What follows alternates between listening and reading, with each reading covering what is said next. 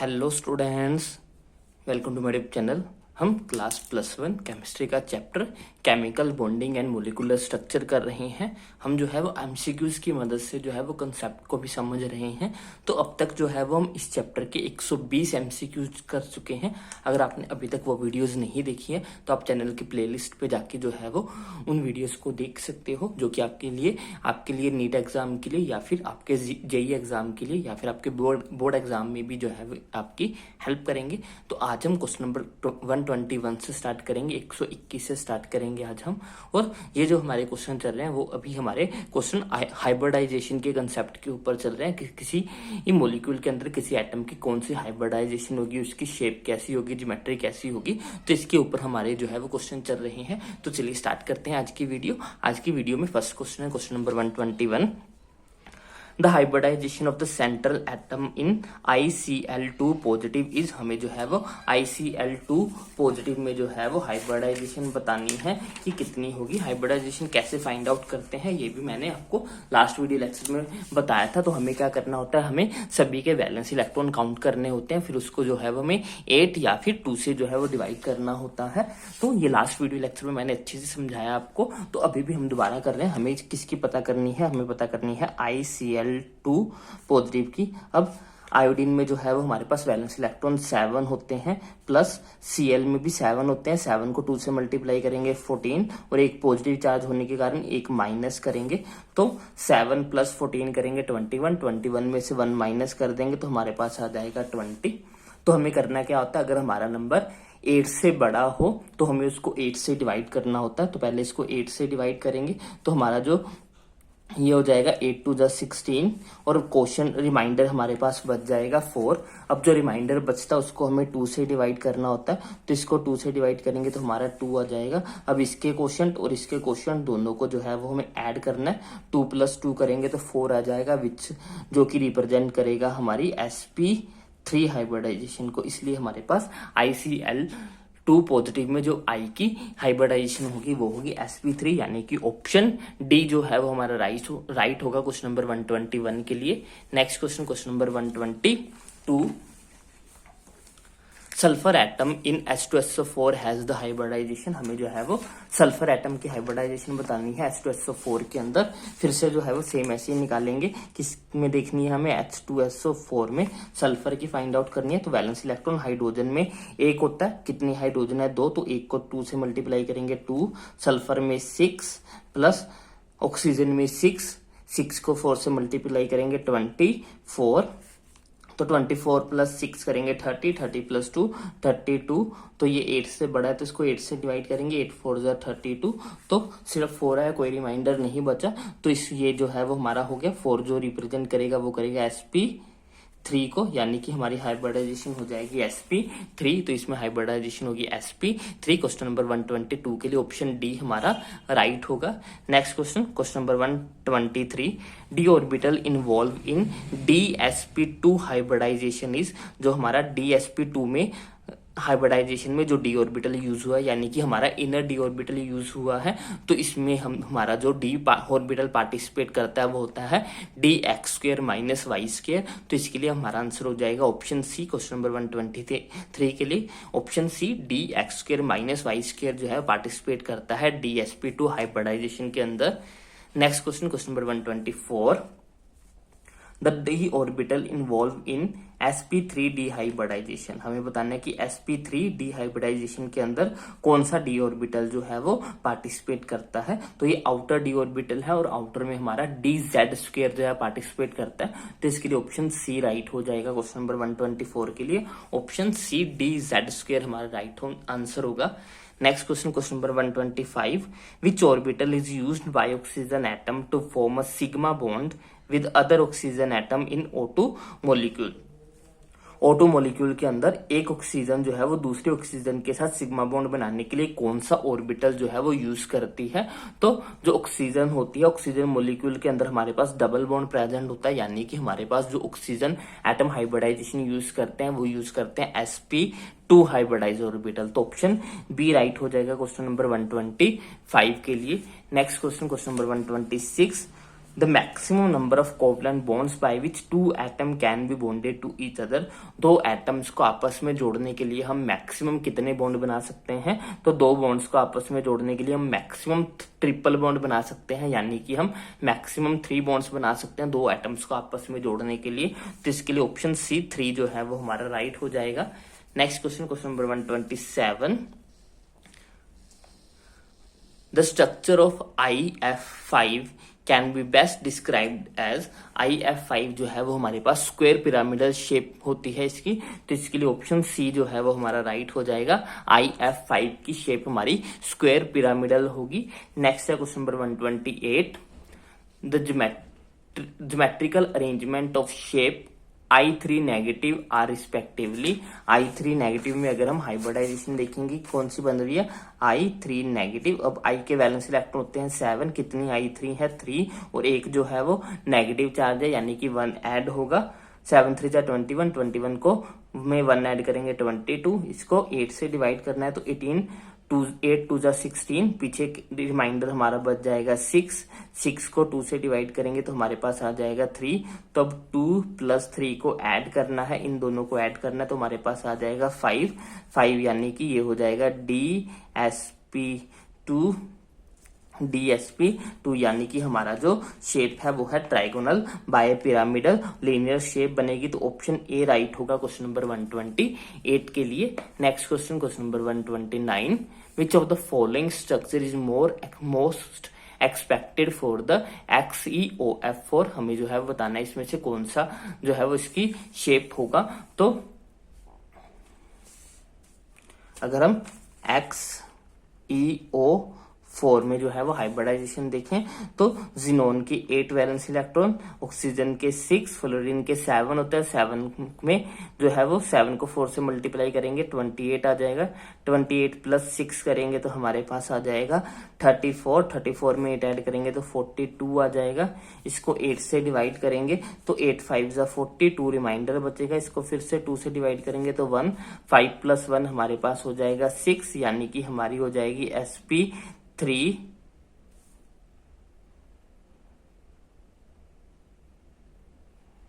यहाँ पे DSP3 होगा, DSP3D2। तो ये हमारी बन जाएगी ऑक्टाहाइड्रल शेप, लेकिन हमारे पास 5 ही एटम है अटैच करने के लिए, इसलिए जो है वो हमारे पास स्क्वायर पिरामिडल शेप बनाएगा। तो क्वेश्चन नंबर 129 के लिए ऑप्शन बी जो है वो हमारा राइट हो जाएगा। नेक्स्ट क्वेश्चन, आगे जो हमारे पास क्वेश्चन है वो है वेस्पर थ्योरी के ऊपर बेस्ड। अब से हम जितने भी क्वेश्चन करेंगे वो हमारी VSEPR theory, valence shell electron pair repulsion theory के ऊपर बेस्ड होंगे। तो चलिए देखते हैं क्वेश्चन नंबर 130।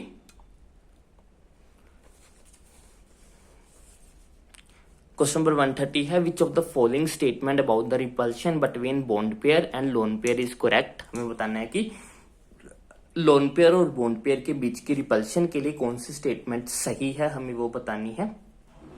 तो सबसे ज्यादा रिपल्शन हमारी लोन पेयर के अंदर होती है। लोन पेयर के भी सबसे ज्यादा repulsion, lone pair bond pair में उससे कम रिपल्शन, और सबसे कम रिपल्शन बॉन्ड पेयर के अंदर। सबसे ज्यादा लोन पेयर में, उससे कम लोन पेयर बॉन्ड पेयर में, और सबसे कम बॉन्ड पेयर में। तो रिपल्शन ऑर्डर देख लेते हैं। सबसे ज्यादा लोन पेयर, उसके बाद लोन पेयर बॉन्ड पेयर, और सबसे कम बॉन्ड पेयर। तो ऑप्शन ए ही इसके लिए राइट होगा। Next question, question number 131। Which of the following does not have the linear structure. हमें बताना है कि इनमें से किसके पास लीनियर स्ट्रक्चर नहीं है। तो अगर हम SnCl2 देखें तो Sn के ऊपर एक लोन पेयर होगा, लोन पेयर के कारण वहां पे रिपल्शन हो जाएगी, जिसके कारण ये लीनियर स्ट्रक्चर नहीं होगा, ये बेंड स्ट्रक्चर शो करेगा। तो क्वेश्चन नंबर 131 के लिए ऑप्शन बी जो है वो हमारा राइट हो जाएगा। Next question, question number 132। Out of CH3Cl CH4 SF4 the molecule have the regular geometry. इनमें से किसके पास रेगुलर ज्योमेट्री है? तो जिसके पास कोई लोन पेयर नहीं होता वो मोस्ट प्रोबेबली जो है वो हमारी रेगुलर शेप को शो करते हैं। यहाँ पे SF4 में जो है वो एक लोन पेयर है, तो ये तो रेगुलर शेप शो करेगा नहीं। CH4 में कोई लोन पेयर नहीं है, तो ये बिल्कुल 100% जो है वो हमारे रेगुलर शेप को ही जो है वो शो करेगा। यहाँ पे CH Cl3 में कोई लोन पेयर तो नहीं है, लेकिन इसमें 3 पोलर बॉन्ड है और एक जो है वो हमारा नॉन पोलर बॉन्ड है, जिसके कारण थोड़ी सी ज्योमेट्री जो है वो डिस्टॉर्टेड हो जाएगी, प्योर रेगुलर ज्योमेट्री इसकी नहीं होगी। तो रेगुलर ज्योमेट्री हमारे पास यहाँ पे सिर्फ CH4 में ही होगी। तो क्वेश्चन नंबर 132 के लिए ऑप्शन सी जो है वो हमारा राइट होगा। Next question number 133, the bond angle in H2O molecule is less than that of the ammonia because जो हमारा बॉन्ड एंगल होता है वाटर के अंदर वो छोटा होता है एज कम्पेयर टू अमोनिया। इसका कारण बताना है। इसका कारण ये है कि जो हमारा वाटर मोलिक्यूल होता है उसमें 2 लोन पेयर प्रेजेंट होते हैं, लेकिन जो अमोनिया होता है उसमें सिर्फ सिंगल लोन पेयर प्रेजेंट होता है। तो वाटर में रिपल्शन ज्यादा है, 2 लोन पेयर होने के कारण वो आपस में रिपेल करते हैं, जिसके कारण वो ज्यादा रिपल्शन होते हैं, ज्यादा बेंड स्ट्रक्चर हो जाता है, जिसके कारण एंगल छोटा हो जाता है। लेकिन अमोनिया में एक सिंगल लोन पेयर होने के कारण रिपल्शन कम होती है, उसमें जो है वो बेंडिंग भी कम होती है, जिसके कारण उसका एंगल उतना छोटा नहीं हो पाता। तो इसका रीजन ये है वाटर का बॉन्ड एंगल छोटा इसलिए होता है क्योंकि उसमें 2 लोन पेयर प्रेजेंट होते हैं और अमोनिया में सिर्फ एक सिंगल लोन पेयर प्रेजेंट होता है। तो हम देख लेते हैं कौन से ऑप्शन में ये है। There are 2 lone pair of electron in oxygen atom and 1 lone pair in the on the nitrogen. तो ऑक्सीजन में 2 लोन पेयर और नाइट्रोजन पे 1 लोन पेयर, तो यही स्टेटमेंट सही होगी। तो क्वेश्चन नंबर 133 के लिए ऑप्शन बी हमारा राइट है।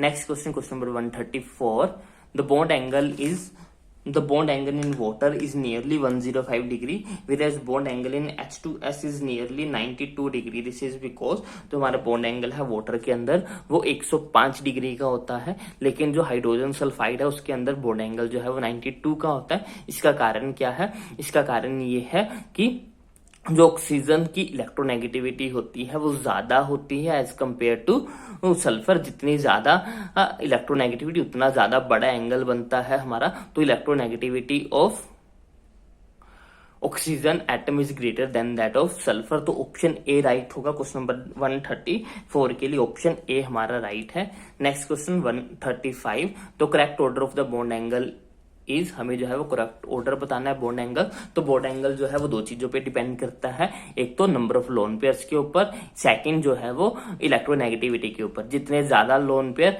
उतना बॉन्ड एंगल जो है वो हमारा छोटा होता है, जितनी ज्यादा इलेक्ट्रोनेगेटिविटी उतना बॉन्ड एंगल जो है वो बड़ा होता है। अगर हम अमोनिया और ऑक्सीजन में देखें तो अमोनिया में सिंगल लोन पेयर होगा और ऑक्सीजन में 2 लोन पेयर होता है, जिसके कारण वाटर का बॉन्ड एंगल छोटा होगा और अमोनिया का बड़ा होगा। और अगर हम PH3 और H2S देखें तो इसमें जो है वो इसमें कोई लोन पेयर नहीं है, इसके ऊपर 2 लोन पेयर प्रेजेंट होंगे और इसके ऊपर 1 लोन पेयर प्रेजेंट होगा। लेकिन इलेक्ट्रोनेगेटिविटी जो है वो सल्फर की ज्यादा होती है एज कम्पेयर टू फॉस्फोरस। तो इसलिए जो है वो हमारा फर्स्ट वाला ऑप्शन ही सही है। सबसे ज्यादा बॉन्ड एंगल NH3 में, उसके बाद वाटर, उसके बाद PH3 में और सबसे कम जो है वो हाइड्रोजन सल्फाइड का बॉन्ड एंगल होगा। तो क्वेश्चन नंबर 135 के लिए ऑप्शन ए हमारा राइट हो जाएगा। Next question number 136, which of the following account for the bond angle of 104.5 around oxygen in water molecule? कौन सी बात जो है वो वाटर के बॉन्ड एंगल को जो है वो डिफाइन करती है? तो इसमें लोन पेयर रिपल्शन होते हैं, जिसके कारण एंगल जो है वो बेंड हो जाता है। तो इसमें फर्स्ट ऑप्शन ही सही है, lone pair repulsion. Next question number 137,